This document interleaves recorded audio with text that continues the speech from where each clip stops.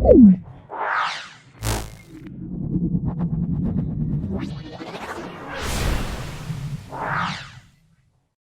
صل وسلم وبارك على محمد وعلى آل محمد رسولنا النبي الأمي المبعوث رحمة للعالمين، خاتم الأنبياء والمرسلين، نور هذه الأمة وضياؤها، وشفيعنا يوم الحساب.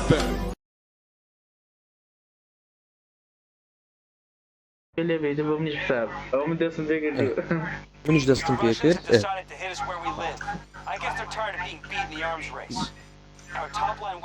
يك دو سه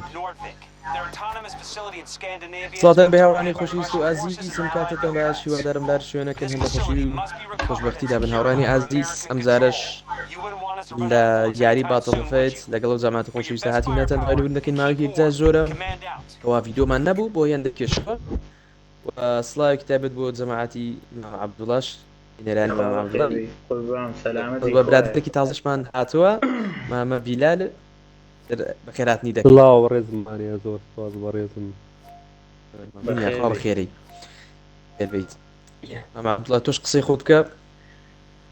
والله تاخذ او شو داير الكوارع من بحاول زي ما خير دي فرم تي ساعدت بها صلاة جماعتي خوشين بخير بينا بفيديو جديد اخو انا كيشو كريمت معناها توت بيش تاخذ صلاة معنا ما انا والله تبع دس بيك اني تربي مش تاني ناوي يا الله زين يا جماعة ليريكي باشين ياخد نوبي عاملين برون يا نوبي انا لا نوبي لا زاري نوبي انتي تبلي ما المقدر هاورين هلا بيرن شو بلام ياري بعد فايت سلو اوي 2022 كيتي عشان لو انا بلان تقريبا بيصالة يدري هاي شنو تخوم عن الدزاري بيسوين ايش ليه عاق برانر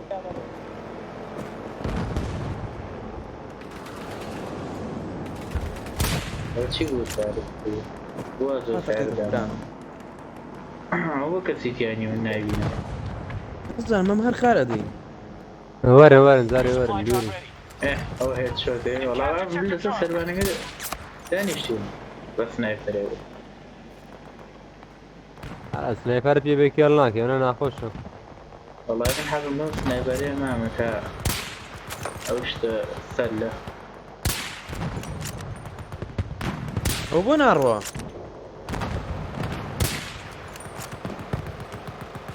بويرو هاي برانر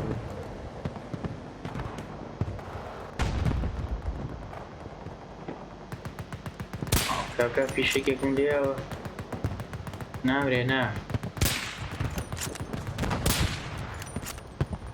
هو مركزنا بينم هناك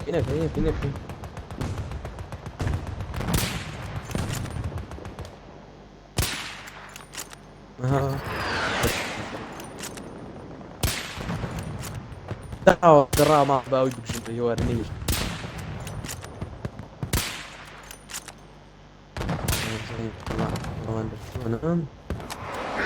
والله بلو سربانا ثاني شوف ثاني مجيرينا وسنايبرة بومنا كجرة او كشت هو تعلم هناك و لا والله عيبني تو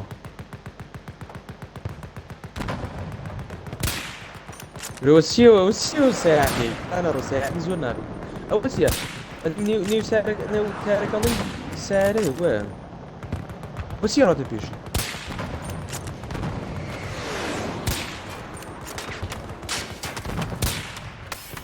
والله في شيء يعني لي عم بو سربانو وريت شلون بيني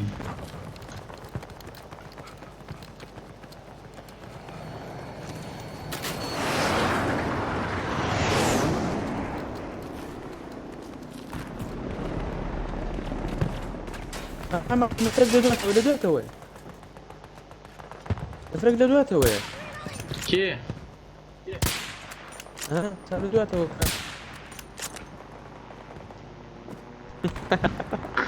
ئای برا ڕۆی برا لە ڕۆی برا چای لەگاتێ یەک سا دەڵە لەبەرم لەگوێ برە میزانەیە کوژم نوێڵە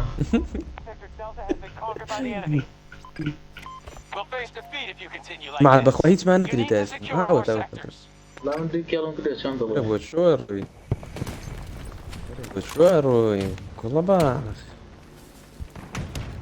نێرە وەرنێرە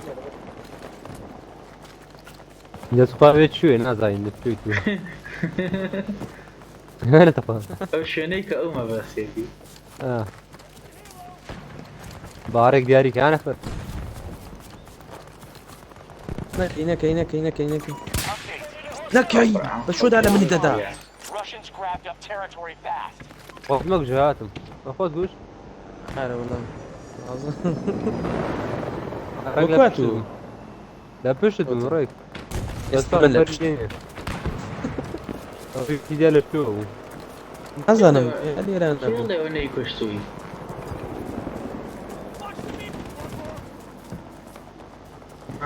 ئەو دە بابە نەفەری لێ هەن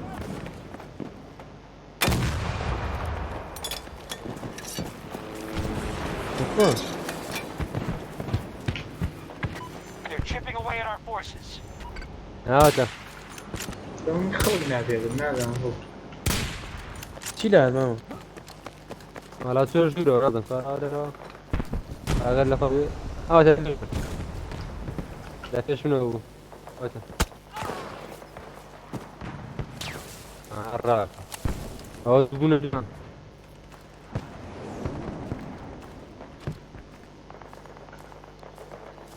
من خەڵک ناوێنم نازانم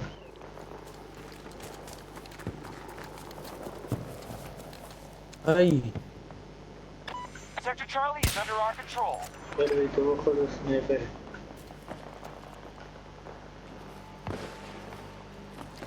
برانەڕۆ Friendly troops securing وڵا Delta 1. قاڕیان لە دانیێڵتانە بەدەمە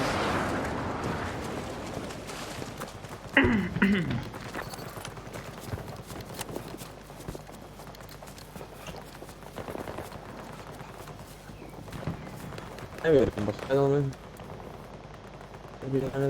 بێنە دەرەوە ئەو خۆ خەڵقوم بە قورعانە لە تووشی ڕەنگکوێری یەک بەشە نییە نادا ئێمە نایاندۆزینیان یانەوانی من نادۆزن ئەی ئەوە تا زۆر بە خاوی خۆی ئەدات لای سنی ئەوە تا فەری لێ تو خواڕی کوێ لە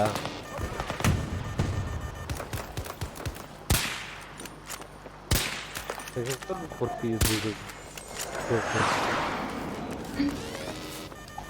ئەیدە خوێ ڕێە لە بن ماوە پێم دەزانیم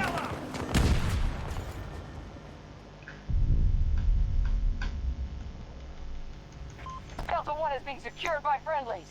دەی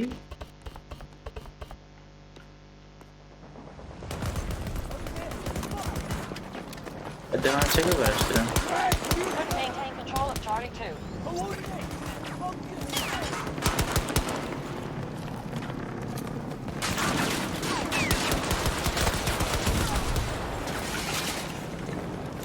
ئەورانە ڕۆ پشتمی لێدە لێدە لێدە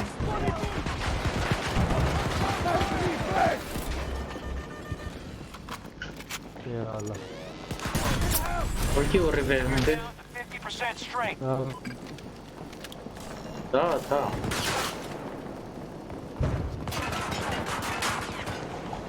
ئەقڕحانەوە دەم دە پیشەکم بێ نایکی بەدینەگە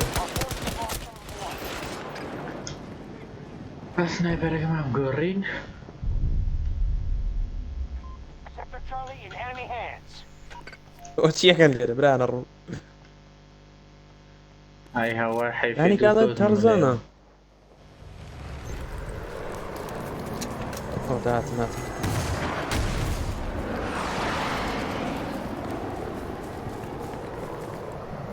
دڵمامە بیداری من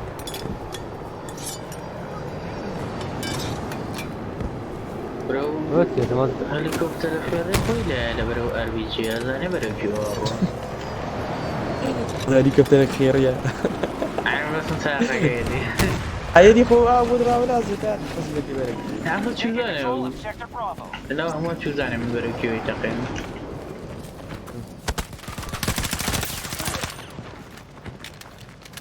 برا فريلي برا الروح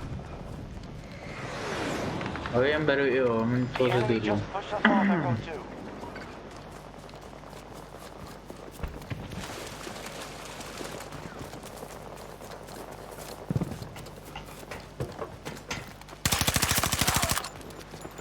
We are أي heading down the كرة line. أوت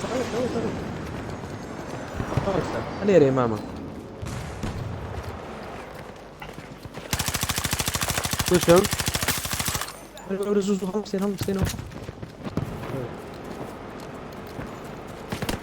وسيك يلا نفير معه ولا سريع شوان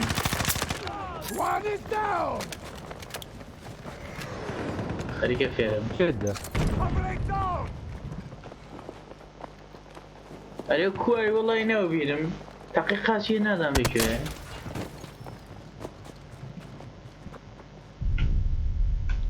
هو سيوا تقل ما في تدقري ها نفر قول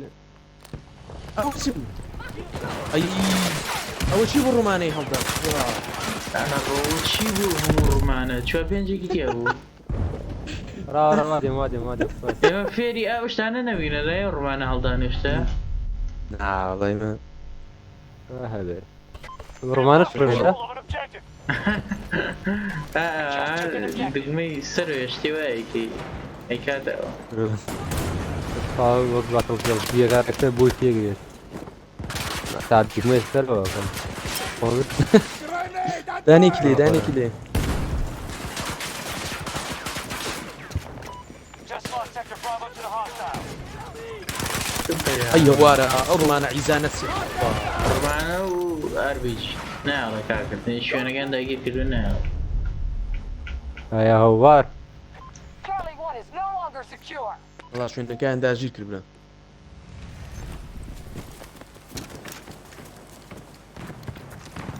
مرا Objective is falling. كرة تخفى أي وارا ورا من ايش دكتورات جاك زول ده أي هوار لسر كابينة كان هاوش أنا والله يودي باشا مجالي باش تراقم أولي ديو هم كيرنا بيتر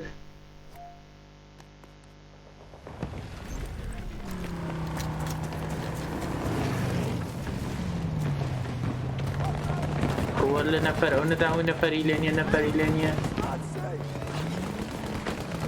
أول شيء بتشو ده الإيمان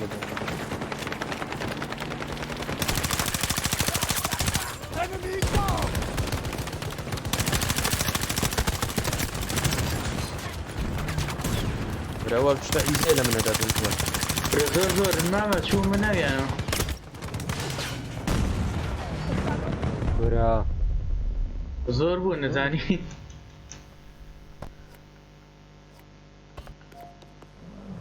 استوى جوزيليات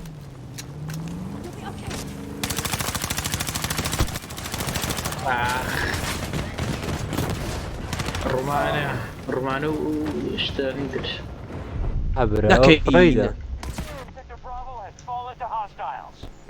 هو السير خوايو Those sectors now occupied by هلا hostiles. ولا برد ما قلت انا بيني اوف برار والله انا ده ستوري قالكم داني دام بناجي من جربوا ما قنص هذا دست وهذه ينبوتان لكن Allies engaging at Charlie 1.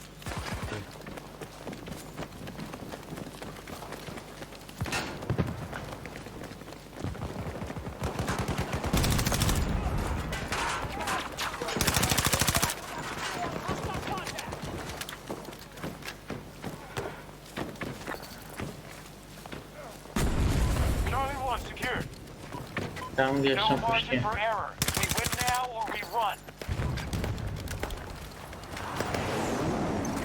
Russians have control of most sectors. نەکردی لە پڕاپیا بن نامینی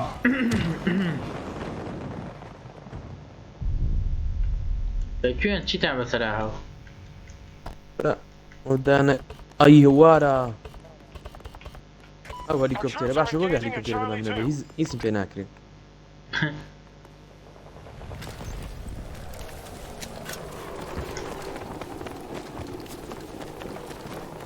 هذا والله دبابة من هنا وين الزمان دوران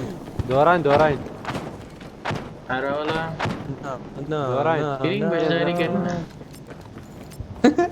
زاري لای خۆی ايوه کێڵم کردی نادام نووسیدی کێڵ ئەسیست بیست اجرك يا رجل حاجات فيها يعني ضد امرجي ولا يوك كيف يا ود زال مردوم اصلا سربيا من يذكر كده اجر مردم سؤال اساسا كده هەژدە کێڵم عم کردم تقول يعني ضد امرجي هذا سؤال اساسا يقدر ريفايف كده وای لا باشا ئاراوە دەمام چێکە باشتر بوو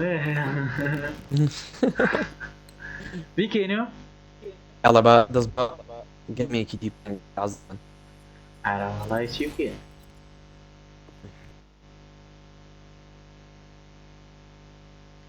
ڕۆنیەکەم طبعا بۆ مش پیاوە مشكلة أول ليرة فيديو كم راقرتو زارع تا دەست بیەکەین بەڵام من ڕای بابا ناگەم پشتم. ئیمانم بە ڕاگرتنەشن نییە ئەو ڕێنەها پشتیەژێ إيمانم دي ئاماژگاریە و کوڕانەکەن کە پشتیانیەشە چۆن لا لا عردي دانتي ما شوين كم زارعني يقدر بە عاشاری ئێستا چارمسخی لەو عەرزایە دانیشتووە غير بخوان لا بقى أو كما يبرق يسرع بشتي مشكلة في أود هاي من بدهم بما لا ميكروفون أوكي ده عندك أي عدل بهنا آخر شواری تە تاریک بوو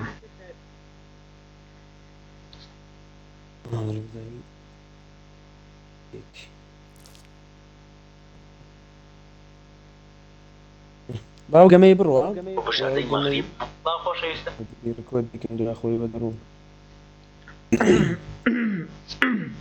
قۆرگم هر أو یەشەم جمية كانوني چۆن مامە هر أو جمية ئەوی هەکە ئێستەکردمان ئەرەوەڵار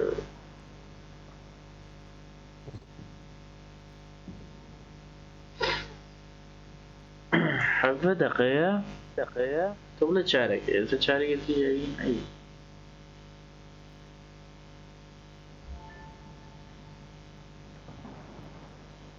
ئەوەم بیرایی نێنە أنا أبوي ما بيدانا من بلاد So shut up and pay attention. اینەکە أبوي ديمو دەبا شەقەی ناگا بەس ئەتەسم دەری کرد بێت لە اینەکە یاریەکە والله A إذا prime opportunity has You know appeared to that. disrupt the flow of American munitions, and it's hiding in Scandinavia's heart. Our company Nordvik has been providing weapons and vehicles to U.S. operatives around the world. بەڵاوزانم دەباڵم That پێی stops واسە today. We want a full-scale Yeah, assault on the factory. do. Destroy any local resistance, then dig in. مع بغاتي Do not let the نضربوا enemy push you back. Communications will be أعطي reestablished on تندم Out. يا ريت تسر أو بس صوت ما زدته خلاص صوتێتە لەوانێ لایمان بیلال دعم هو بزاني صوت يا زدته وزن ريزي أول شي حلو ما بيها ئارا وڵی نەمزانی ختم سخة وبران رو سيري ختم كان هو تشي هو جرافيكي ئارە وەڵا تانکێکم هێناوە بەرە سەرکەوە عادەی کۆی وەرە سەرکەوە ولا دواتي ئەخرێتە خەڵکی دەرسەرەکەوێ عيد نبيز سد چندخواهم عليك سەلام أكيد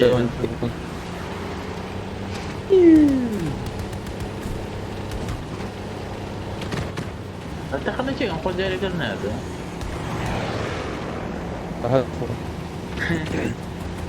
We have begun our attack on Alpha 2. بزانم چەندە ئەڕوا زۆر بەکەمی ئەڕوا Is now ours. Hostiles have assumed control of Echo Sector. ثانيا خوي هلا خويا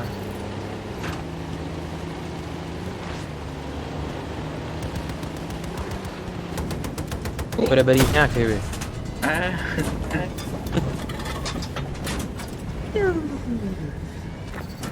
عالم كادية بريكو بس هذا شيء They hold more sectors. Ah.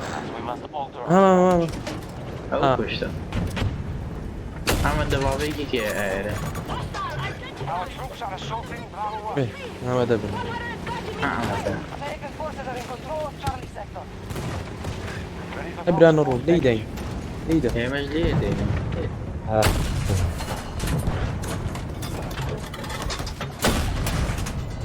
برا تەختی کردی تەختی کردی أو شو لی أنت لی لی دەوزات ئەی بۆ خبيني حيج فينا ما أبو يقدر نتشمفونا يعني شي قورحان هەندی کرێ ئەوە چیە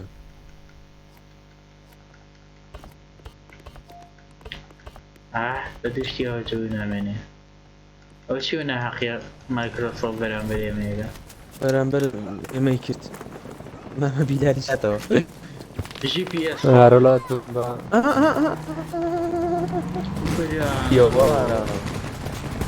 والله هيك نقدر كلها ئەی حتى تشكيل ما ڕاوە یەک نقدر. دقە نێ بەخۆی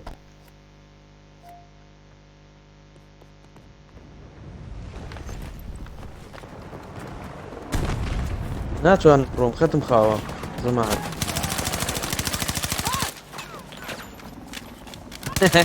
کەڵەکە مەر کرد جارێکی دیکە من نەبژێ هاتوو گلیسم کرد بوو دەیزانی گلیسم کرد هاتوو دەیز بە بۆکس دێمدا هەرچا بووم یەکسە گوشتم والله زور بلي اللي دوا باش كل كشتك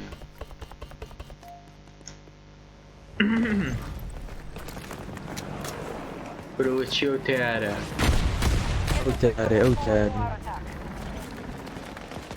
ئەو خەزمان چۆنەوەنە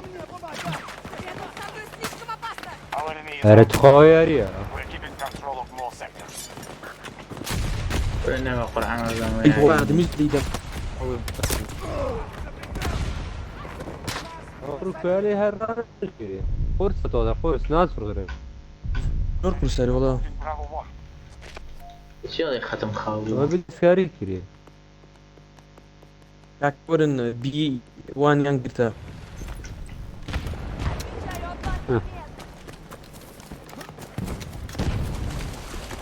شو تياري تيانا حقوا We have lost لە Bravo ژوورەوە بوو لە ژوورەوە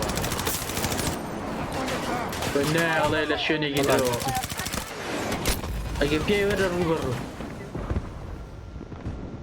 چاو لە شۆ دێتەوە Friendlies are securing objective Bravo 1.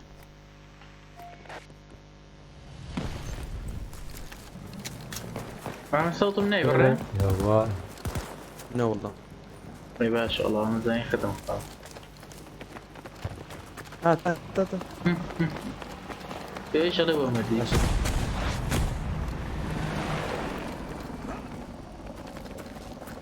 والله ختم خاوي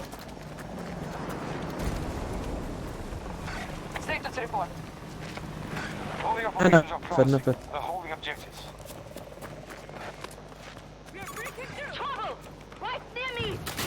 فاني Sentry ready. ڕۆ Charlie 2 ئەم گژرا ئەوە گشتی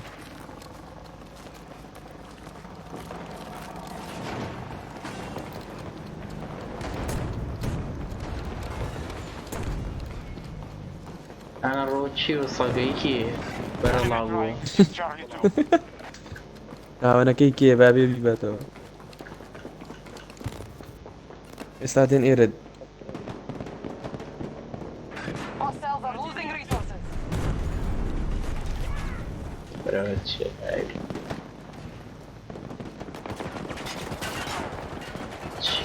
وين یانە ئەگە بەتەنیشتدا ڕای کرد طب اخو لا ما رقا جينو قالوا نادم جام شندر ايه لازمه أول قراني كده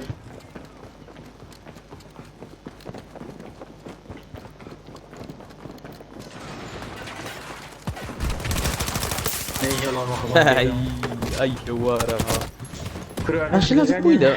هرجلك اني ازور زخمه او ناري كذو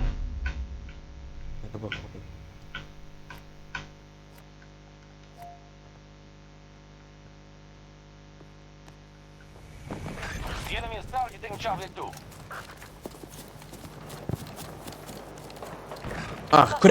كرة أو مخزن أنا زور كيما لعبة قرآن والله يوز أو جمانية إيوان ستولي بيا مخزن السطح مسكار بيا مخزن بيستا وتسير زمان قوم اذاني يا زور اذاني زور One of جيمر our يلا بعد ما objectives is نسيب no longer secure. زوار تروي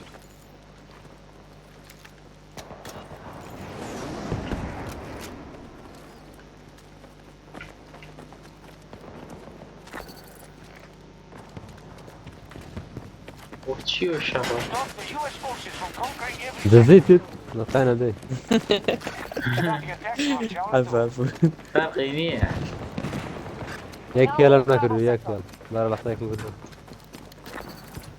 اوت ليدا ليدا ها بابو ليجا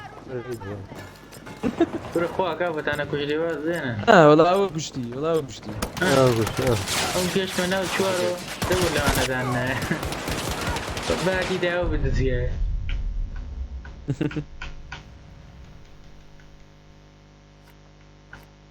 اي ها شو معنا هو ما بيعني استنى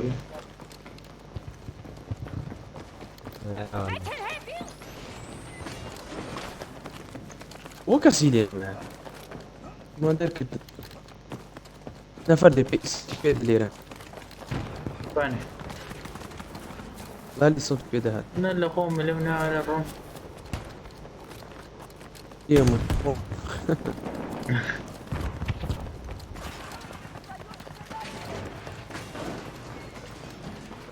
زاني او دركا كلمة وشتانا كشف دكن زور ارى والله We have full control of Echo Sector. 200 degrees. كل كيف شنو ذا Position. انا رودي الرمبي بيورنا درو هوا كذا خوشة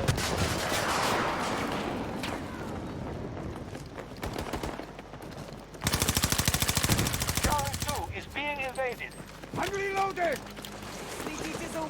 Hostile forces at 50%.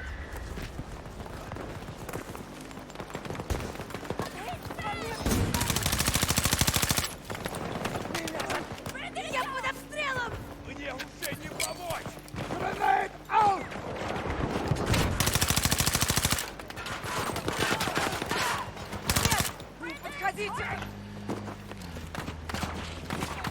لا كاكا اشي وداني اللي لا يقدروا كمبر We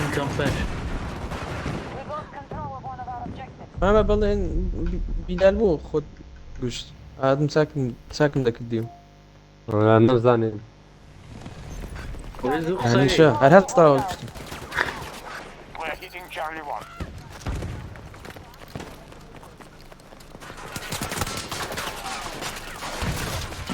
لا ادري لا بانا ام لا او لا او نفر حبيبي او كيف تزيد خوش كاكا منا وما فيها ابي خدها مزانة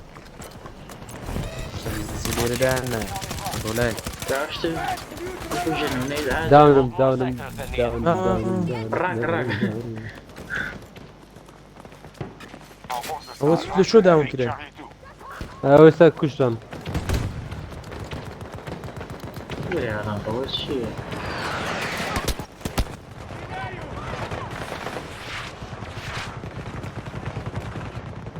نفري ليرة ليرة ثاني حاول وثاني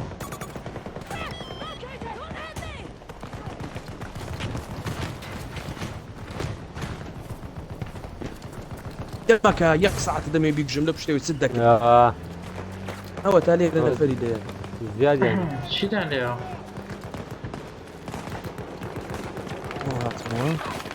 شەڵای بێکی ئەڵای دوای منم پێگەن Hostiles spotted at Charlie 1. نەفەری دەیە وەرن Противник ئا بگرەوە کۆپەی Put one down! ئارێ وەڵامیش پشتمەوە دەبووم شوێن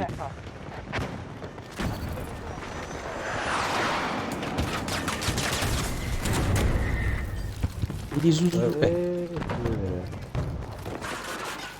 دەخۆش ناتم ولا شو لێ دەدەن ڕاوە خۆم بگو لا فيش لا فيش هذا السر غير ترمي كان وەزمان باشە تایسە لە پێشوێن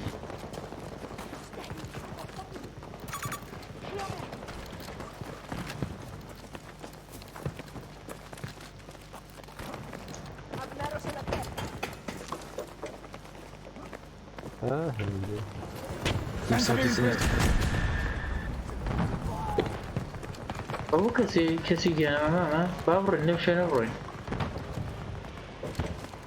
بسينا وين بەرم بەرەو بیناگە کەسی دێنی يا قال سیدو یاڵ ئەمە یان بیناگەتر 100 degrees! 150 meters! یاڵ Cancel order! لیدەوە Our troops are ئای moving بریانە ڕۆ لەو سنەیبەرە لێە دەمەوتی تەقانی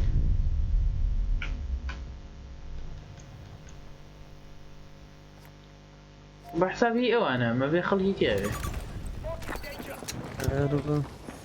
وڵاتیانەوە مامەت شۆڵیان کرد Our enemy نا ئەگە خەڵکی تیابێ مامە ڕاوەستی شتەکە پڕ نابێتەوە دانە سیرای ئاڵات ئەوەتە was just taken by us. وەسییانە کوشت Charlie sector under control. Reloading!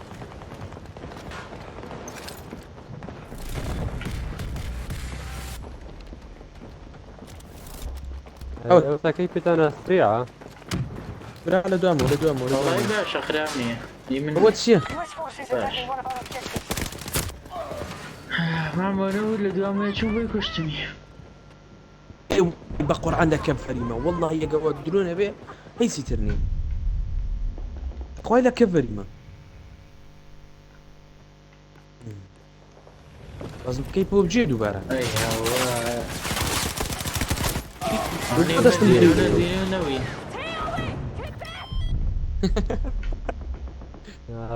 ئەمە لێرە بۆ من هاتووە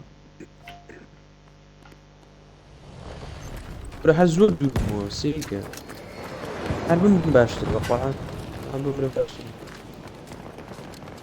حەڵتی تێ ناگەمەوە ئەودا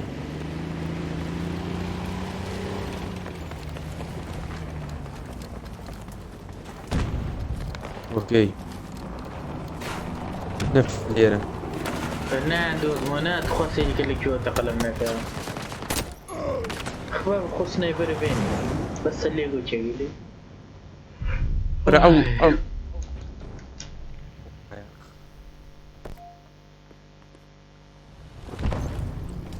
بيجال فيها ما نشوف اول نفري دي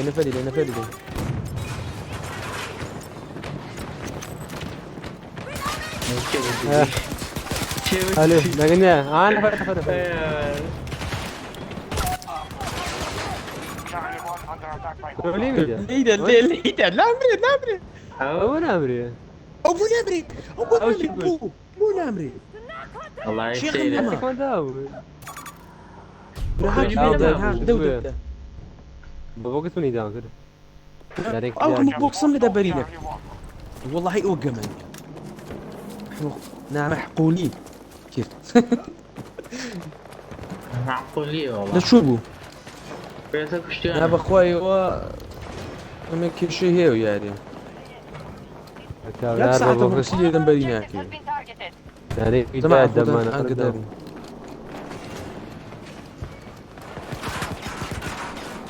بڕێن ما بڕێنە دەرێ کەسی کانەمایە مفتمانەوە باشە چلونو کێڵی دەکەین هەبڵێن بەشەکەی ئەمەدرێ بێن چلونۆکی ئەو بەسیونەوە تا چلینەوە بەسیونە باشە وڵا چینە ئەو بێت مەڕبوونی دانێتم کرد سین بۆ جەمعەت بۆ وەچیەوە بڕ بۆ شارەنجارە ناگەی بڵێ بڕێنی بۆشیان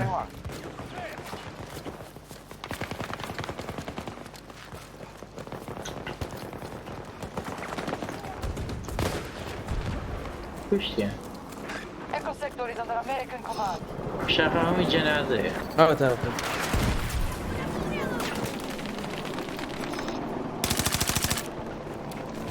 Stand by. Reloading. ئاورانە بۆ چی بوو Our troops have taken an objective. خۆش یاریکی ژۆی وەڵامان کردەوە Leading the fight. خۆش یاری ئارە لایەکی خۆشە هەشکێڵ مامە بیلال ئەوت کێڵ نۆکێڵ کردووە زەم لام تامورم بەرزترە لامتان بەرزتر 11 ڕیڤایڤ زۆر کردووە و شتی دریش نازانم چیە سکۆریشم زۆر بووە ئارەوەڵا ئەرەوەڵا دەیاڵە کۆتایی بە ئەی بینێ بێت خۆش ئەستان خۆش بێ هاوڕانی خۆشیویست بەم جۆرە گەشتنی کۆتایی ڤیددیوکەی وا دەرەمەدڵتان بێت چاوەڕێ ڤیددیۆی بەم جۆرەش بکەن بەم نزیکانەوە سپاسی جەماعەتش دەکەم کەەوە ئەنجاش دەکەم دابن دەستەکانی خۆش بیلال خۆش بێ لەشتان ساغ بێ زۆر سپاس تا ڤیددیۆیەک تر شاد و بەختەوە خۆتان لەگەڵ ئەی بینێ دەستان خۆش بێت لەک سەبسکرایب لە بیر مەکەن و خواحافیز ئێوەڵڵا ژیان